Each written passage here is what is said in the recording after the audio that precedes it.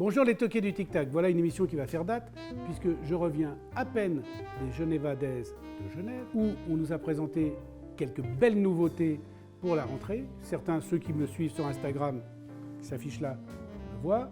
Et pour tous les autres, vous pouvez voir le papier que j'ai fait dans My Website, qui est un papier où vous avez pratiquement toutes les nouveautés des Geneva Days. Mais là, je me suis débrouillé. Merci Georges Kern, le président CEO de Breitling. Je me suis débrouillé pour avoir les 3 nouveautés Breitling qui ont été présentées à Genève dans un vacarme d'enfer puisqu'elles sont associées à 3 véhicules américains automobiles de légende. J'ai nommé la Corvette, la Shelby Cobra et la Ford Mustang. Donc évidemment, vous allez vous demander pourquoi le studio, on n'est pas dans notre studio habituel. Eh bien, si on n'est pas dans notre studio habituel, c'est parce que très prochainement, pour ne pas dire très prochainement, nous avons une série d'émissions faites avec le Mad Guitar Shop, le shop qui vend les guitares des musiciens les plus célèbres du monde. Et comme le mec, il est passionné de montres, on fait plusieurs émissions avec lui, à ne pas louper, c'est juste le teaser. Maintenant, on revient sur la collection Breitling. Donc, les 3 montres, je les ai. Elles sont arrivées de Genève ce matin. Alors évidemment, la Ford Mustang, tout le monde connaît. Tout le monde a vu Steve McQueen dans Bullitt, la plus célèbre des poursuites en voiture. Au-delà de ça, où là, sur place, il y avait à la présentation un fastback vert. Dis donc Jean-Paul. Jean-Paul, c'est Jean-Paul Allard, mon copain de Megève. C'est ton fastback vert que tu avais prêté à Breitling? Bon, il faut savoir que le fastback, en l'occurrence, le vrai qui a été vendu aux enchères, a été vendu quand même plusieurs millions de dollars. Donc c'est dire que les voitures de collection, dès qu'elles ont un palmarès ou quelque chose d'exceptionnel, c'est sûr qu'elles partent comme ça. Alors la montre ne vaut pas plusieurs millions de dollars, mais nous avons quand même une montre Breitling, un chronographe Breitling, qui est absolument très bien fini, très bien réussi, avec un bracelet où vous pouvez voir qui est légèrement troué, un peu pour rappeler l'aspect vintage des cuirs automobiles de l'époque, et un cadran qui est très original. Cadran très original parce que sur l'échelle tachymétrique, le designer a rajouté quelques petites touches de couleur pour donner cet aspect un peu ancien.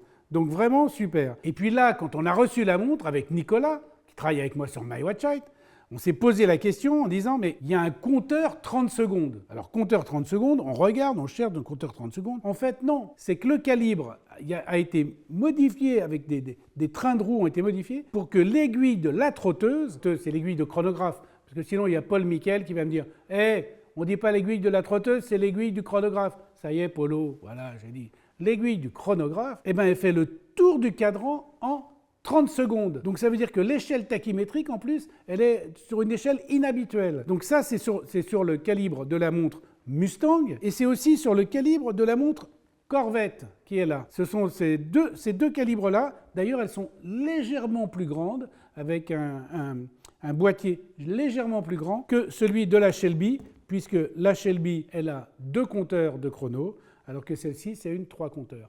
Donc vous voyez, et puis la Shelby, elle fait une échelle tachymétrique normale. Ça veut dire que l'aiguille du chronographe fait le tour du cadran en 60 secondes, soit 1 minute. Je rappelle que l'échelle tachymétrique permet de calculer la vitesse moyenne d'un véhicule entre 2 bornes kilométriques, entre 2 repères qui font 1 km. Autant dire que l'échelle tachymétrique de celle avec 30 secondes est donc plus précise. Donc comme je disais, la Mustang qui est là et la Shelby, il y en a une qui fait 42 mm et l'autre fait 40 mm. Donc c'est à vous de choisir après, suivant la taille que vous voulez. Mais en tout cas, ces montres, elles sont associées à des véhicules, et c'est des véhicules de légende. Bon, je dois vous dire que moi, évidemment, une de mes préférées en vieilles américaines, et pour ceux qui suivent mon compte Instagram qui s'affiche là, c'est évidemment la Thunderbird 1955, la T-Bird, comme on dit par son petit mot, puisque c'est une voiture que j'affectionne tout particulièrement. Alors, à l'arrière des montres sont évidemment gravés les logos des marques, enfin les logos de la Mustang et les logos de la Corvette, et le logo de la Shelby Cobra. Shelby Cobra qui est quand même une voiture de folie. Il faut savoir que Shelby, c'était un créateur de génie en matière d'automobile. Il avait le châssis anglais, le moteur américain. Donc autant dire que le mariage métissé, c'était de la bombe. J'ai juste un tout petit défaut à dire sur les montres, mais je pense que cela, c'est pas un défaut, c'est un oubli, ou peut-être que c'est dans le contrat de licence où ça n'a pas été facile à négocier, parce que les Américains, quand on parle de leur marque, c'est compliqué de faire des bons contrats avec eux. C'est que moi, j'aurais bien voulu que sur la Mustang, il y ait marqué Ford Mustang quelque part, et que sur la montre Corvette, il y ait marqué Chevrolet Corvette quelque part. Mais bon, on s'en passera, elles sont sublimes, et puis comme sur le logo de la Shelby Cobra, sur le logo il y a marqué Cobra, Et bien sur celle-ci, il y a évidemment marqué Cobra devant et derrière. Que peut-on dire sur le calibre de ces montres? Bon, sur le grand modèle, il y a un calibre Breitling 25 et sur le petit modèle, c'est un calibre Breitling 41.